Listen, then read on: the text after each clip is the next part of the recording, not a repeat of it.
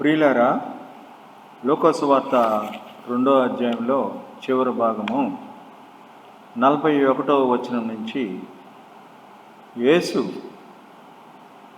12వ ఏట దేవాలయంలో నిలిచిపోయాడు.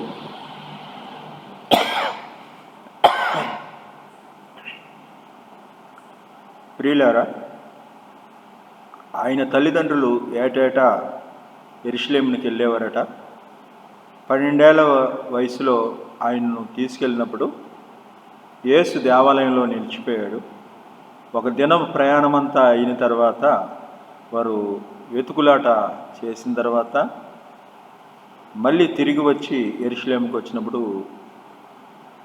ఆయన పండితులతో మరి ఆ శాస్త్రులతో ఆ బోధకులతో కూర్చొని వాళ్ళతో మరి మాట్లాడడం, సంభాషించడం చూశారు. అయ్యో, నేను నీ తండ్రి ఎంతో బాధపడుతున్నాం,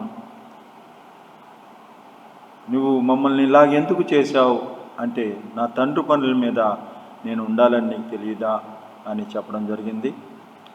అయినా వారు గ్రహించలేదు.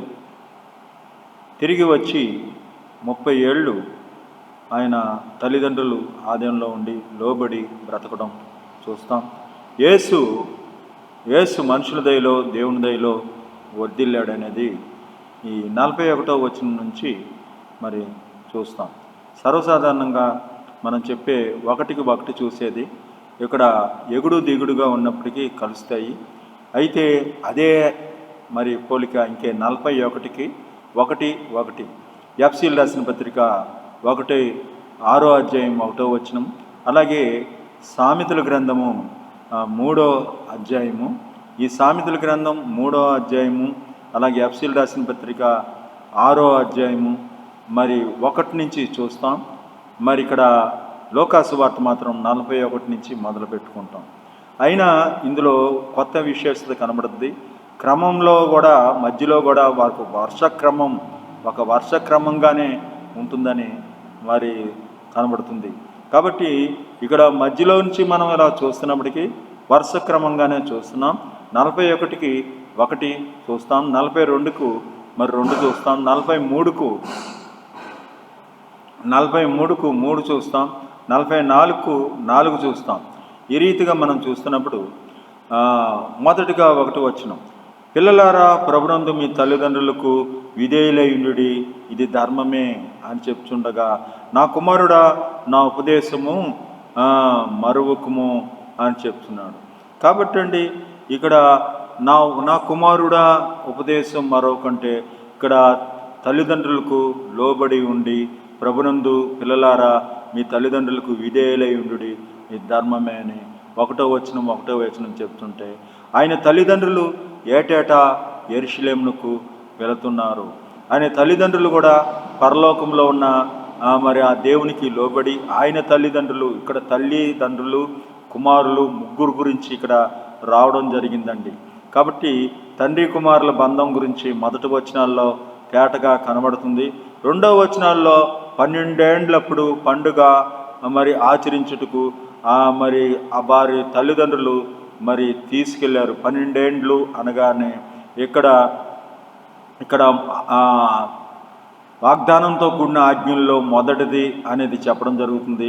ఇక్కడ దీర్ఘాయువు సుఖజీవంతో కూడా సంవత్సరాలు, ఇక్కడ 12 ఏళ్ళు, ఇక్కడ అంకీ వచ్చింది.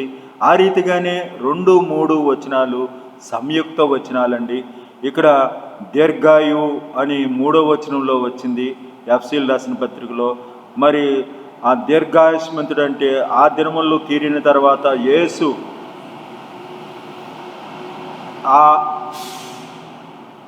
ఆ దినములు తీరిన తర్వాత యేసు మరి అక్కడ యెరూషలేములో నిలిచిపోయాడంట. మరి విడిచిపెట్టకుండా ఉండడం 3వ వచనాల్లో కనబడుతుంది. దయను సత్యమును కంఠభూషణములుగా ధరించుకోవాలంట, వాటిని విడిచిపెట్టకము అంటున్నాడు. దయను సత్యమును విడిచిపెట్టకము అని 3వ వచనంలో దయను సత్యమును విడిచిపెట్టకమని చెప్తుంటే, యెరూషలేములో యేసు నిలిచిపోయాడట. అలాగే దీర్ఘాయుస్సుతో, భూమి మీద దీర్ఘాయుస్సు అంటే నిలిచి ఉండడం గురించి ఇక్కడ 3వ వచనాల్లో మనకు కనబడుతుంది. మరి అంకీల ప్రాధాన్యత 12 ఏళ్ళు సుఖజీవంతో కూడా సంవత్సరాలు మొదటిది అని 2వ వచనాల్లో మనం చూపుకున్నాం. అలాగే తల్లిదండ్రుల మరి తండ్రి బిడ్డల బంధాల గురించి మొదటి వచనాల్లో కనబడింది. ఇక్కడ మనుషుల దయలోను దేవుని దయలోను నీవు దయ నుండి మంచివాడు అనిపించుకుంటావంటే, ఇక్కడ ప్రభు శిక్షలోను బోధలోను పెంచుడంటే అక్కడ నెలవైన వారిలో ఉన్నాడని వారు వెతుకుతున్నారట. సమూహంలో ఉన్నాడని ఒక రోజంతా మోసపోయి ఒక రోజు తర్వాత నెలవైన వారిలో ఉన్నాడని పెంచుతున్నారట. యేసుని మనుషుల దయలోను దేవుని దయలోను అనేది ఇక్కడ కనబడుతుంది. అలాగే మనుషుల దయలోను దేవుని దయలో అనేది ఇక్కడ కనబడుతుంటే, ఇక్కడ నెలవైన వారిలో అని కనబడుతుంటే ప్రభు శిక్షలోను బోధలోను పెంచాలి. బిడ్డను పెంచేటప్పుడు మరి ఏ రీతిగా పెంచాలి అనేది ఇక్కడ 4వ వచనంలో మరి మనకు కనబడుతుంది. ఏ రకంగా పెంచుతున్నాం? ఆయన మహిమ నిమిత్తం పెంచుతున్నామా, లేదా మన నెలవైన వారిలో పలానా ఆయన ఇంజనీర్ చదివాడు కాబట్టి, మన నెలవైన వారిలో పలానా వారు డాక్టర్ చదివారు కాబట్టి, మన నెలవైన వారిలో ఏదైనా చెప్తే మన నెలవైన వారిలో ఉన్న వారి విధంగా, మనకు తెలిసిన వారిలో ఉన్నవారి విధంగా ఉండాలనుకుంటున్నామా? ఇక్కడ మనుషుల దయలో దేవుని దయలో మానవుడి దృష్టిలో మనం పిల్లల్ని మరి ఏ యొక్క దర్శనంతో, ఏ యొక్క ఉద్దేశంతో, మరి ఏ యొక్క దృక్పథంతో పెంచుతున్నావో అది జ్ఞాపం చేసుకొని మరి మనుషుల దయలోను దేవుని దయలోను వర్ధిల్లేటట్టుగా ఉండాలంటే ప్రభు శిక్షలోను బోధలోను పెంచాలి. ఏదో పలా బంధువు మరి డాక్టర్ అయ్యాడు కాబట్టి, పలానా ఆయన ఇలాగ అయ్యాడు కాబట్టి ఇలాగా మరి ఇలా చేయాలి నా బిడ్డను కూడా అనుకోవడం కాదు కానండి. దేవుని చిత్తలో మరి దేవుని యందు భయభక్తులు కలిగి ఉన్నాడా, దేవుని చిత్తంలో నడుస్తున్నాడా, ప్రభు శిక్షణలోను కాదు, ఇక్కడ ప్రభు శిక్షలోను బోధలోను పెంచండి. ఎవరైనా పెంచేటప్పుడు ఫలానా వారిలాగా చేయాలని వారి నెలవైన వారిలో ఉన్నవారిని ఎలా పెట్టుకుంటారో ఇక్కడ మనుషుల మరి ఏ రీతిగా పెంచుతున్నాము అనేది 4వ వచనాల్లో కనబడుతుంది. ఏ దృష్టితో పెంచుతున్నామో అనేది ఇక్కడ మనకు 4వ వచనాల్లో ఏ రకంగా మనం పెంచుతున్నాం అనేది మనం 4వ వచనాల్లో చెప్పుకోవచ్చు. ప్రభు శిక్షలోను బోధలోనే మరి పెంచాలి. మనుషుల దయలో దేవుని దయలో వర్ధిల్లాలి. ఇక్కడ నెలవైన వారు సమూహము అని చెప్తున్నది. దెందులో అనేది ఇక్కడ మనకు 4వ వచనాల్లో కనబడుతుంది. స్వబుద్ధిని ఆధారం చేసి కనుక పూర్ణ హృదయంతో యెహోవాయందు నమ్మిక ఉంచమంటే యథార్థ హృదయం గలవారై అని చెప్తున్నాడండి. యథార్థ హృదయం గలవారేమని అని చెప్తుంటే ఇక్కడ పూర్ణ హృదయంతో స్వబుద్ధిని ఆధారం చేసుకొనక మనం వెతకాలండి. వెతికితే మరి వారు యథార్థంగా వెతికితే ఆయన యథార్థవంతులకి ఏమేలు చేయకమానడు. యథార్థవంతులను బలపరచుటకే కనుదృష్టి లోకమంతా సంచారం చేస్తున్నారు. వారు వెతికి చివరికి మరి ఆ తండ్రి దగ్గరికే వచ్చి యెరూషలేములోకి తిరిగి యెరూషలేముకి వచ్చారు. కాబట్టి వెతికేవారు తిరిగి తండ్రి పాదాల దగ్గరికే రావాలనేది, మనం వెతకాలని, పూర్ణ హృదయంతో ఎదకాలని, మన స్వబుద్ధిని ఆధారం చేసుకొని మన ఇష్టానుసారంగా ఈయన జ్ఞాని కదా అనుకొనక మన ప్రయత్నాల్లో స్వబుద్ధిని ఆధారం చేసుకొనక మొదట దేవుని దగ్గరే ఆకాశమందు ఆసీనుడా నీ తట్టే నా కన్నులు ఎదుర్చున్నామని మరి ఆ యొక్క దేవుని దగ్గరే వెతకాలి. మళ్ళీ దేవుని పాదాల దగ్గరికి వాళ్ళు వచ్చారండి. ఇక్కడ ఏ రీతిగా వెతుకులాడుతున్నావు? దేవుని దగ్గరికి వెతుకుచూ వారు అలసిపోయి మళ్ళీ తిరిగి వచ్చారు. నీ ప్రవర్తన అంతటి మీద ఆయన అధికారానికి ఒప్పుకోనము అని ఆయన సరళం చేయనమంటే ఇక్కడ మరి వారు చెప్పినవి ఆలకించచ్చు, అక్కడ బోధకులు చెప్పినవి ఆలకించచ్చు, ప్రశ్నలు అడుగుచు వచ్చుచూ ఉన్నాడంట. అక్కడ యేసు అక్కడ ఉన్నాడట. కాబట్టి ఇక్కడ మనుషులను సంతోషపెట్టవలనని కాక దేవుని చిత్తం మనపూర్వకంగా ఇక్కడ ఈయన సరిచేయడం, దేవుని చిత్తము గురించి చెప్పడము, మనుషులను సంతోషపెట్టాలని వారు చెప్పిందే ఒప్పుకోవడం కాదు. ఆయన అధికారానికి ఒప్పుకోవడము ఇక్కడ ఒప్పుదల కనబడుతుంది. సంతోష పెట్టాలని కాక అనేది బట్టి కూడా ఒప్పుకోవడం కనబడుతుంది. యేసు వారిని అంగీకరించడము, మళ్ళీ వారిని ప్రశ్నించడము, వారిని సరళ మార్గంలోకి మరి దేవుని చిత్తము వారికి అర్థం కలిగేటట్టు వారిని ప్రశ్నించడం కూడా మనకు కనబడుతుంది. కాబట్టి ఇక్కడ ఒప్పుకోలు, ప్రశ్నలు, మరి అక్కడ మనుషులను సంతోష పెట్టాలని కాక మరి సరళం చేయడం, వాళ్ళను అడగడము కూడా కనబడుతుంది. ఆయన ప్రజ్ఞకు విషయం ఉందిరి అంటే ఇష్టపూర్వకంగా సేవ చేయొచ్చు. మరి వాళ్ళు అలాగే జ్ఞాని కదా అని చెప్పుకొనక భయభక్తులు కలిగి చెడుతనము విడిచిపెట్టుమని చెప్తున్నాడు. జ్ఞానము, ఇక్కడ ప్రజ్ఞ, అక్కడ ఇష్టము, అక్కడ శబ్దాలంకారం బట్టి కూడా మరి అక్కడ లింక్ ఉంటాయి. ఇక్కడ వారి యొక్క గొప్పతనాన్ని భయభక్తులు జ్ఞాని కదా అని చెప్పుకొనక దేవుడి యొక్క జ్ఞానం గురించి మరి అక్కడ చెప్తున్నాడండి. దేవుడి యొక్క ప్రజ్ఞ సామర్థ్యతలు మరి ఇక్కడ కనబడుతున్నాయి. అక్కడ ఇష్టాన్ని తెలియజేయడం, జ్ఞానము, జ్ఞానానికి సంబంధించిన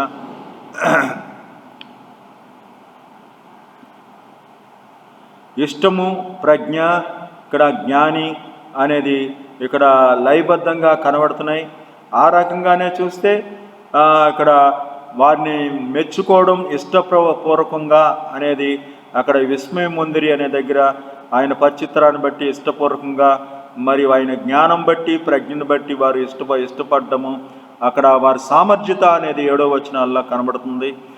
ఎందుకు ఇలా చేసితివి నీ తండ్రి మేము దుఃఖపడుచున్నామంటే దేహానికి ఆరోగ్యము, ఎముకలకు సత్తువ అనేది ఇక్కడ కనబడుతుంది.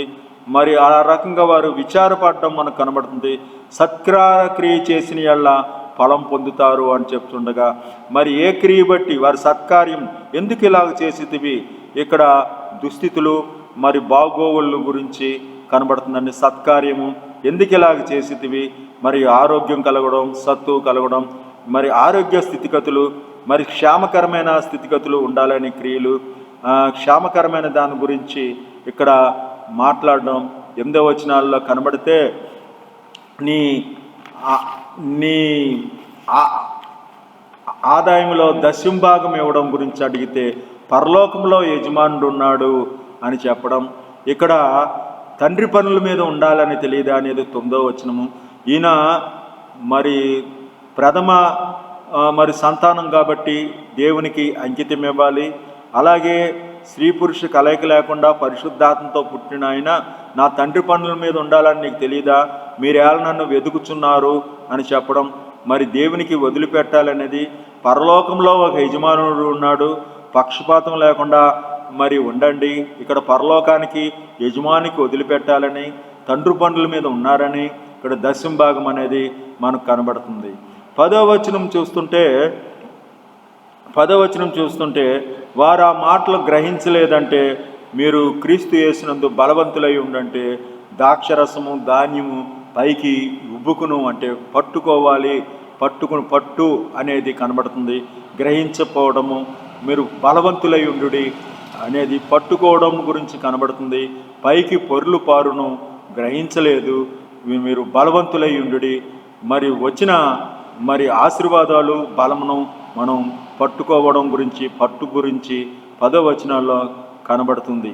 కాబట్టి మనుషుల దయలో దేవుని దయలో వర్ధిల్లాడని 12వ వచనం ఉంటే దురాత్మల సమూహంతోనూ మనం పోరాడుతున్నాం.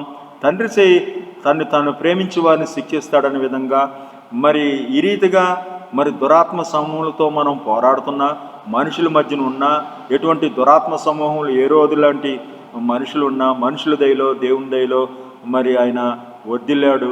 తండ్రి శిక్షను విసుగువద్దు, ఆయన గద్దింపును తునీకరించవద్దు. మరి నువ్వు మరి నీతనే మైమరుపు, విశ్వాసమనే డాలు, సత్యమనే దట్టి ధరించుకోనమని చెప్తూ మరి ఈ రకంగా ధరించుకోవడమే మరి తల్లిదండ్రులకు విధేయులై ఉండడము. ఆయన ఇంకా మరింత మరి తగిన బలం పొంది తగిన విధంగా మరి తల్లిదండ్రులకు 30 సంవత్సరాల పాటు విధేయుడై ఉండడం మనకు కనబడుతుంది.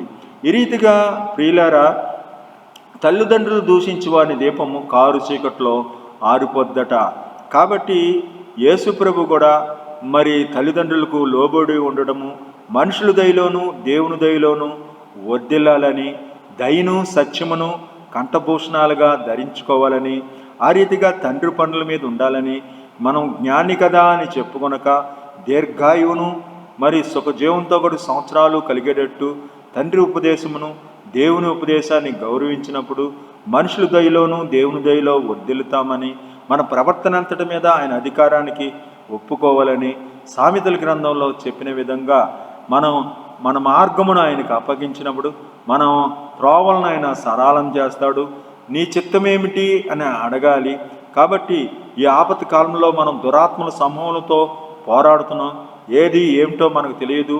ప్రభునందు బలవంతులై ఉండటానికి మనం ధరించుకోవలసినవి ధరించుకొని కలిగిన విధంగా సమాధాన పడాలి. యుద్ధానికి బయలుదేరిన వాడు తన సైన్యాన్ని లెక్క పెట్టుకోడా అనే విధంగా కడపట కాసు చెల్లించే వరకు నువ్వు రాబడవని, మరి ఏదైనా పరిస్థితి జరిగినప్పుడు ఇతరులతో సమాధాన పడాలని, బలిపీన వద్ద అర్పణ వదిలిపెట్టాలని, వీటిని ధరించుకోవాలని చెప్తున్నాడు. కాబట్టి ప్రభు చిత్తమేదో ఎరగాలని చెప్తున్నాడు. కాబట్టి అండి మరలో పరలోకంలో యజమానుడు ఉన్నాడు అని, ఆయనకు పక్షపాతం లేదని చెప్తున్నాడు. కాబట్టి ఏది ఏమైనా మన అబ్షాలోము చూస్తే అబ్షాలోము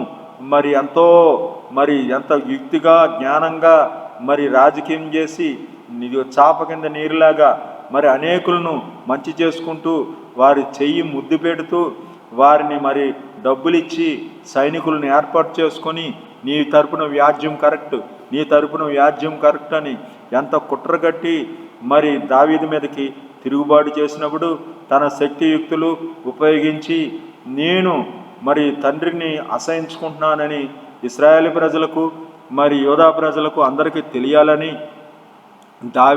దావీదు యొక్క భార్యలను పాపం చేయడం, ఇటువంటి దుర్మార్గత చేసిన వానికి కారు చీకట్లో దీపం మారిపోయిన విధంగా ఆ యొక్క మస్తకి వృక్షానికి పట్టబడి వేలాడడం మనం చూస్తాం.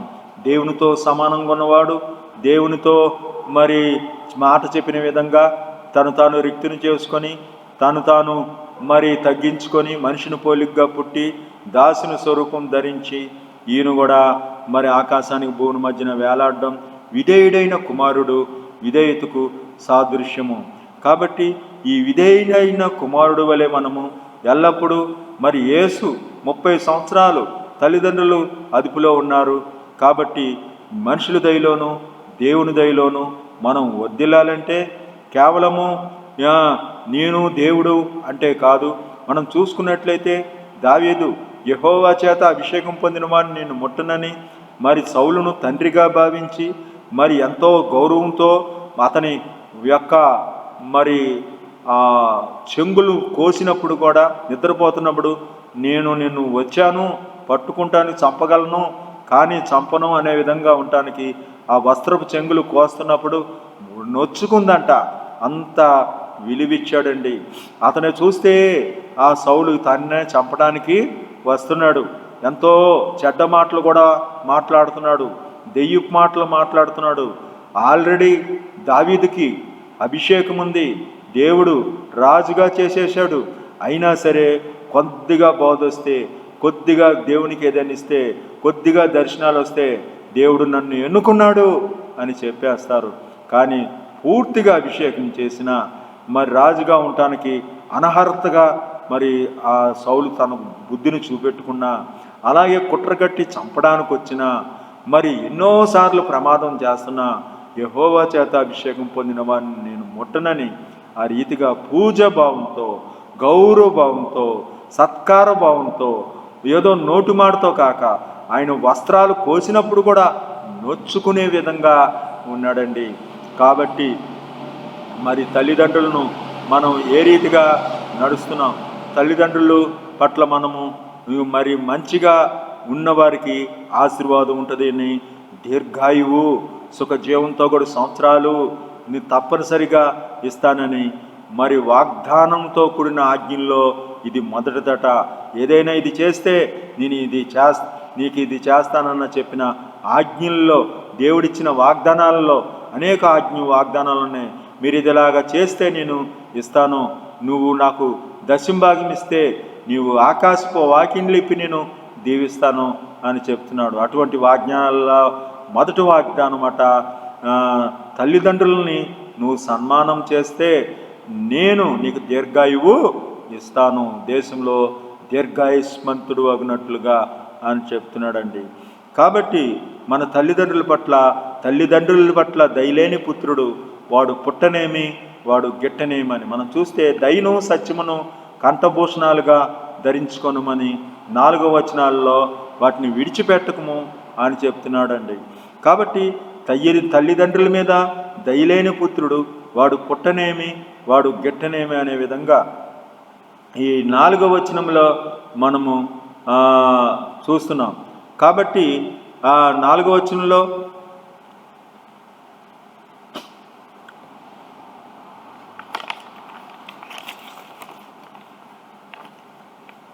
తల్లిదండ్రుల మీద దయలేని పుత్రుడు పుట్టనేమి వారు గిట్టనేమి అని చెప్తున్నాడండి. కాబట్టి యథార్థ హృదయులై మనం మరి దేవుడికి పక్షపాతం లేదు. పరలోక యజమానుడికి కూడా తన సొంత కుమారుని వెనతీయకుండా ఇచ్చాడు. అబ్రహాముని అయితే తన కుమారుణ్ణి నరుకుతున్నప్పుడు అబ్రహామా ఆగు అన్నాడు. అబ్రహాము మరి వాగ్దానం పొంది కూడా ఏమీ లేని పరిస్థితిలో మరి నిరీక్షణ కలిగి, నిరీక్షణకు ఆధారం లేనప్పుడు నమ్మి వచ్చినప్పుడు వాగ్దానాలు అయితే ఉన్నాయి కానీ పిల్లలు పుట్టట్లేదు. 30 సంవత్సరాలు పిల్లలు పుట్టకపోగా ఇచ్చిన కుమారుడు అల్లారు ముద్దుగా 12 ఏళ్ల మమతతో మరి ఎంతో కరుణతో పెరిగిన ఆ ఇస్సాకును బలివ్వాలన్నప్పుడు వెనుతీయకుండా అబ్రహాము కాలు చేతులు కట్టి కత్తి ఎత్తినప్పుడు అబ్రహామా ఆగు అన్నాడు. కానీ ఇక్కడ యేసయ్య తన సొంత కుమారుణ్ణి వెనతీయకుండా ఆయన కూడా తన కుమారుని మీద మరి ఆ రీతిగానే రిక్తునిగా మరి చేసి ఆయన్ను మరి సిలువకి ఎక్కించడం, మరి తండ్రి నీకు ఇష్టమైతే ఈ గిన్నె నా యొద్ద నుండి, తండ్రి నీకు ఇష్టమైతే ఈ గిన్నె నా యొద్ద నుండి తీసివేయము అని అడిగినప్పుడు మరి ఆ యొక్క గిన్నెను తీయపోవడం మనం చూస్తాం. కాబట్టి అక్కడ ఆపిందని వారే అంటూ లేరు. అబ్రహాంకైతే ఆపేవారు ఉన్నారు. దేవుడు లోకాన్ని ఎంతో ప్రేమించాడు, తను అద్వితీయ కుమారుని పంపించాడు. అద్వితీయ కుమారుని యందు విశ్వసించి వారు అందరూ నశింపగా నిత్య జీవము మరి పొందుతారు. మనము మరి మన పిల్లలను ప్రభు శిక్షలోనూ బోధలోనూ పెంచాలని, అలాగే పిల్లలు తండ్రి బోధలో వినాలని, ముఖ్యంగా పరమ తండ్రి పనుల మీద మనం ముఖ్యంగా ఉండాలని, మనం ముఖ్యంగా నేర్చుకొని ఎల్లప్పుడూ మరి మనం దేవుని సన్నిధిలో 6 దినాలు పనిచేసి పండుగగా వేడుగ్గా మరి ఉత్సహించు వారిగా ఉండాలి. ఆ దినాల్లో అయితే పండుగల గురించి చెప్పారు, కానీ ఇప్పుడు ప్రతి ఆదివారం మరి పునరుద్ధాన బలం పొందేవారిగా మరి ఆయన ఆరాధన చేసుకుంటూ పండుగగా మనం పాల్గొవాలి. దేవుడు తన పరిశుద్ధ వాక్కును మన వెనుకల్లో దీవించును గాక. ఆమేన్.